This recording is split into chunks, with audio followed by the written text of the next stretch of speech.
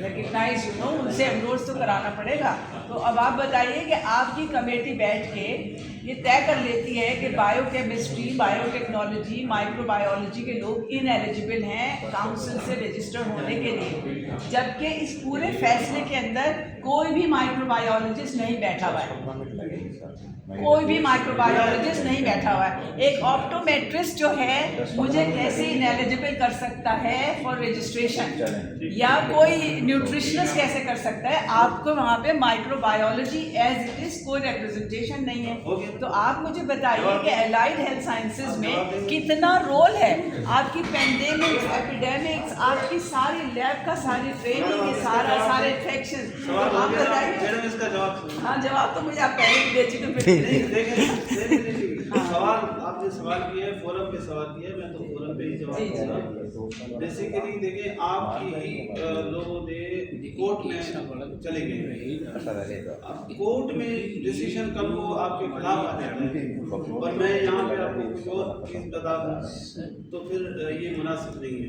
जहाँ तक आप नहीं, मैंने तो उसका तो पूछा ही नहीं, मैं तो आपसे सिर्फ टेक्निकल सवाल कर रही हूँ। उसी पे जहाँ पे आप टेक्निकल जो बात कर रही है, तो जाहिर है अगर कोर्ट में हमें डायरेक्शन कि आप इसमें और इनके स्टेक होल्डर्स को बुलाएं, तो हम तमाम डिसिप्लिन जो डिसिप्लिन दे हमारे जो सफर हुए हैं वो उनके एक्सपर्ट्स को वो कमेटी कॉल करेगी। डेफिनेटली इसमें आप भी हैं, आप जो और भी लोग हैं, हम आप लोगों को बुलाएंगे। उसमें वो हमारे भी टेक्निकल एक्सपर्ट्स होंगे, मुख्तलिफ जो एक्सपर्ट्स हैं वो आप लोगों के साथ बैठेंगे और वो वहाँ पे बैठ के जो भी एक सजेशन निकलेगी, रिकमेंडेशन निकलेगी, वो रिकमेंडेशन हम कोर्ट में भी सबमिट कराएंगे। वो रिकमेंडेशन जो है अपनी काउंसिल में भी भेजेंगे। आपके पास कोई ऐसी इत्तला है कि कोर्ट में कोई गया? मेरे पास तो ऐसी कोई इत्तला नहीं है ना। नहीं, वो तो मोतसिब के पास गए ना, वफाकी मोतसिब कोर्ट होगी ना, मोतसिब के पास वो हाई कोर्ट के बराबर एक कोर्ट का उसका स्टेटस। आप उसके फैसले का इंतजार कर रहे हैं? जी, वो उसका फैसला आ जाए, अगर आ गया है रिकमेंडेशन उसकी आ गई है, उसका फिर एक रिव्यू का भी एक ऑप्शन वो तो हो जाएगा। लेकिन मैं तो आपसे कह रही हूँ उससे पहले जब आप न्यूट्रिशनिस्ट के बारे में फैसला करें कि हम इनको इनएलिजिबल डालें, तो उस कमेटी के अंदर कोई एक्सपर्ट बैठा हुआ है जिससे मशवरा करेंगे? मैं तो ये पूछ रही थी आपसे। देखिए, मैं वही तो कह रहा हूँ, हमारे एक तो एक्ट में कि डिसिप्लिन नंबर 3 सिर्फ मेडिकल लेबोरेटरी टेक्नोलॉजी आपका जो डिसिप्लिन है 3-4 जो आपने बताए हैं वो उस एक्ट में उन्होंने ऐड ही नहीं किए ना। नहीं, आपकी कमेटी के रिपोर्ट है जिसमें लिखा हुआ है उन्होंने कि ये जो है microbiology, medical biology, medical microbiology, और साथ में लिखा है ये माइक्रोबायोलॉजिस्ट कराएंगे और इनकी क्वालिफिकेशन ये होगी। एक मीटिंग में आप ये तय करते हैं, दूसरी मीटिंग में जाके आप उसको नलीफाई कर देते हैं। ये किसने आपको अथॉरिटी दी है भाई? आपको नेशनल असेंबली में ये अथॉरिटी नहीं दी है। आपका मिनिस्टर खुद कह रहा है कि तुमने कैसे खत निकाला, इसलिए तो विड्रॉ करना पड़ा आपको। वो खत विड्रॉ नहीं किया है, विदहेड किया है, विदहेड का मतलब विदहेड किया है विड्रॉ का ना। मतलब वो मुझे पता है कि आपने क्या चलाकी की है। विदड्रॉ होता है कि आपने सेट असाइड कर दिया, और विदहेड का मतलब है कि उसको अभी बरकरार जब तक डिसीजन नहीं होता है। तो डिसीजन के लिए मैंने कहा कि कोर्ट का मुतसब का फैसला आ जाए, उस पर हमारी टेक्निकल कमेटी बैठेगी, उसमें डेफिनेटली आपको भी बुलाएंगे। वो टेक्निकल कमेटी आपको बुलाएगी और आपकी भी सुनेगी, आपकी भी जो ग्रीवेंसेस हैं उनको सुनेंगे। उसके बाद जो है वो जो भी डिसीजन हुआ वो एक मुश्तरका डिसीजन होगा। वो तो ये तो आपने मुझे बताया, लेकिन मैं कह रही हूँ आप एज एलाइड प्रोफेशनल क्या ये समझते हैं कि माइक्रोबायोलॉजिस्ट का, बायोकेमिस्ट का प्रोफेशनल होने का हक है या नहीं? ये आपका पर्सनल।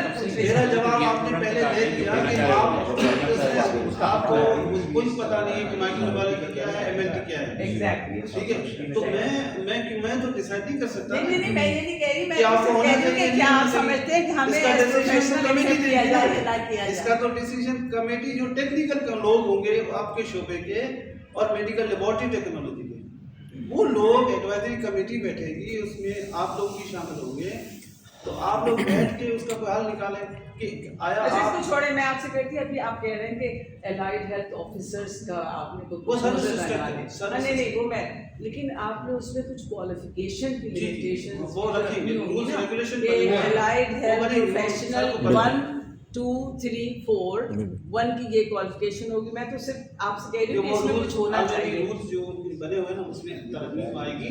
अच्छा। जो 17 ग्रेड कैंडिडेट्स हैं उसमें क्योंकि नोमेनक्लेचर चेंज हुआ है ना, टेक्नोलॉजिस्ट की जगह अलाइड हेल्थ ऑफिसर आ जाएगा, तो जाहिर है नहीं, ये मुझे बहुत पसंद आया आपका ये वाला सजेशन कि आप उनको टेक्नोलॉजिस्ट नहीं कहेंगे, क्योंकि अमेरिका में भी अब जो है अलाइड हेल्थ प्रोफेशनल कहा जाता है उनको, टेक्नोलॉजिस्ट नहीं कहा, मेडिकल टेक्नोलॉजिस्ट नहीं कहा जाता, मेडिकल लेबोरेटरी साइंटिस्ट कहा जाता है।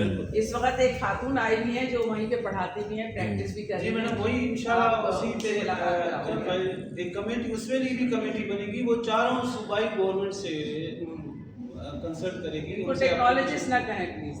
जी वही तो मैं कह रहा हूँ, इस वक्त तो है ना, इस वक्त तो टेक्नोलॉजिस्ट तो खड़े हैं, सर आप टेक्नोलॉजिस्ट में तो इस वक्त तो है, अब रूल्स में चेंजेस आनी है बेहतरी के लिए ना, तो बेहतरी के लिए जब चीजें बनती है उसके लिए कंसल्ट किया जाता है तमाम फोरम से, चारों सूबों से भी जरूरी होती है, क्योंकि रूल्स में अमेंडमेंट आनी है और रूल्स में अमेंडमेंट आएगी, उसके कोड बनते हैं, उस नाम से भी की सैलरी कोड से नाम फोरम पे जाएगा वहाँ से बहुत लंबा प्रोसीजर है उसमें, उसमें 6 महीने लगे, साल भी